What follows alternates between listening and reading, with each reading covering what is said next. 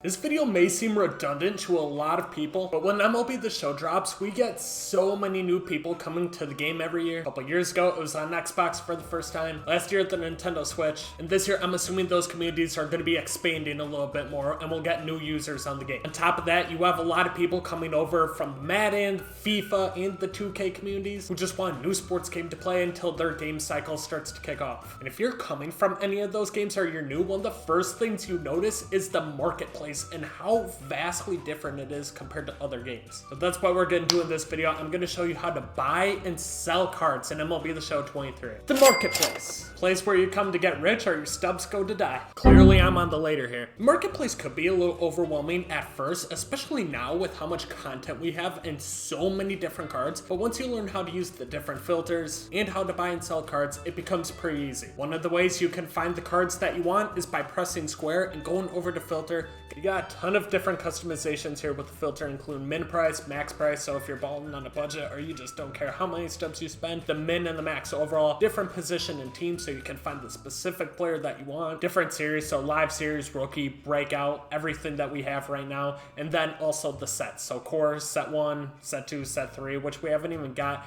and this goes all the way up to set 6. So I wonder if that's a hint that we're getting 6 sets this season. Another way to find players that you want is going over to collect. Go over to my inventory, my MLB players, and then you'll see all these cards right here. You got live series, you also got flashbacks, so find the team you want and everything. You'll press X, you can view it in the marketplace and it'll take you right to it. So now say there's a player that I want. I want this Eric Lauer right here. So we'll view him in marketplace. Now, how do I buy him? He's currently going for 134 stubs. If I want to buy him for that, I just got to click on him, buy, sell options, and we're on the buy. You see it's highlighted blue. If I want to go over it, sell, you click on buy and you buy now at 134 stubs.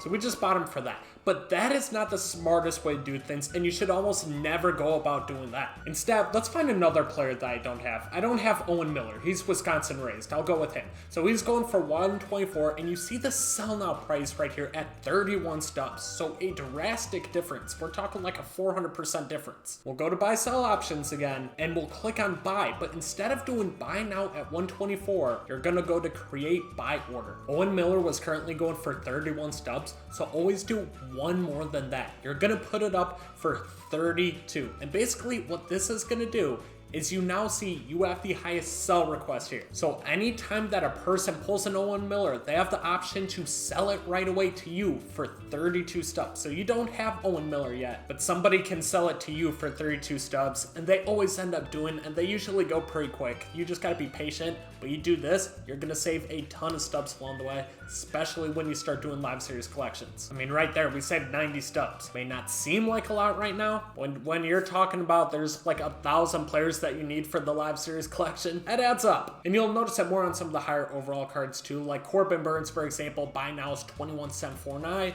but I can get him for almost 2,000 stubs less. So that is how you buy players. Just make sure that you're always creating a buy order instead of buying him outright. With this one, you just gotta be patient. Active orders, we still got Owen Miller chilling there. So just hop into a CPU game, play some Conquest, play some Ranked, play something, and generally after you complete that game, the buy order's been complete and you'll have him. You're just waiting on somebody to sell him for you instead of buying him right away. So what if I want to sell a card right now? You see this Cal Mitchell. Who the hell is that? I have 2 of him. Don't need 2 of Cal Mitchell. I'm not going to use him in my lineup. I already have him for the live series collection. I want to get rid of him. So you're going to go to that same spot that you were, view in marketplace. You're going to click on buy sell options, and you see right now Cal Mitchell is currently going for 350 stubs. Hey, we got Owen Miller, and that took like 2 minutes. So yeah, you just got to be patient. You'll save a lot of stubs doing this. But Cal Mitchell is currently going for 350 stubs. And just remember, if you have duplicates, it's early in the game. A lot of these commons, bronze, silvers, their prices are going to be a lot higher than what you think. We did everything over with buy now, create buy order. So now you're going to go over to sell. Do you remember how I had Owen Miller priced at 32 stubs?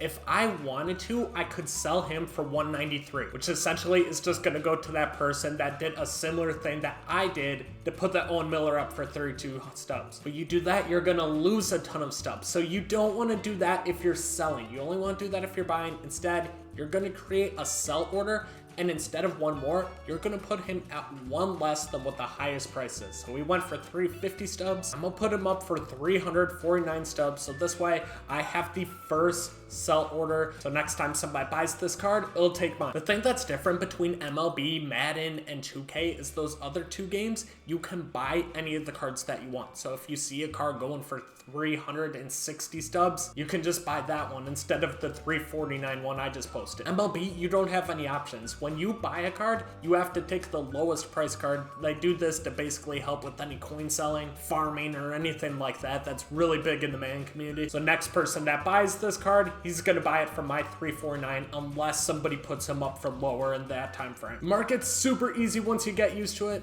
And also there's a lot of ways to make stubs in this too once you get really good at it. You see we got Adley Rutschman going for 3,500 buy now with 28.11 sell now. So then you can start flipping these cards once you get used to it. And somebody already fucked it. Don't beat this guy. 2,811 and you put him up for 3K. Don't do that. So since that guy's an asshole, we'll move on. We got Garrett Cole here for 9,493 buy now, 8,112 sell now. So then you could end up putting a request to buy this Garrett Cole for 8,113. So once again, that's going to be going over to buy. You're going to create a buy order, put 8,113, just one more than what's to the right of you. Eventually, somebody's going to sell him to you for that 8,113. And then once you do that, you're going to put him up for one less here. So 9,493, which once again is going to go over to sell. You're going to create a sell order and put that number in. There is tax in MLB. I think it's like 10%. So essentially, if you did that Garrett Cole, you would end up gaining 500 stubs, which once again doesn't seem like a lot right now. But if you get really quick at it,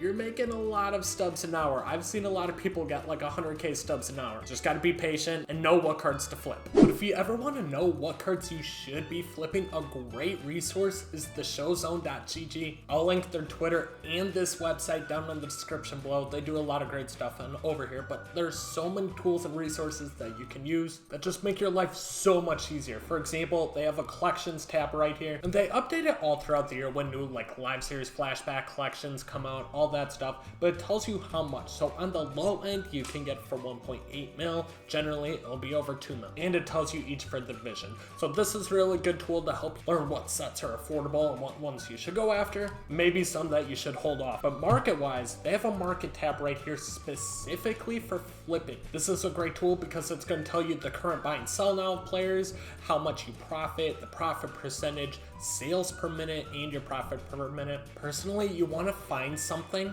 more so down towards the bottom because you don't want to go after one that a ton of people are going after. For example, it's the SCP back rip. It's selling 3.26 of them per minute, and per minute you're making 376 stubs. Also has about a 150% profit. So this is a really good one that I would go after personally. But this site's a great tool to help you decide what cards you should be flipping. Definitely go check it out. Market can definitely be confusing when you first hop into MLB The Show, but hopefully this video helped me out. Let me know what you think down in the comments section, or if you have any other questions, let me know and I'll be happy to answer them. Subscribe to the channel if you're new, and I'll catch you guys in the next one. Peace out.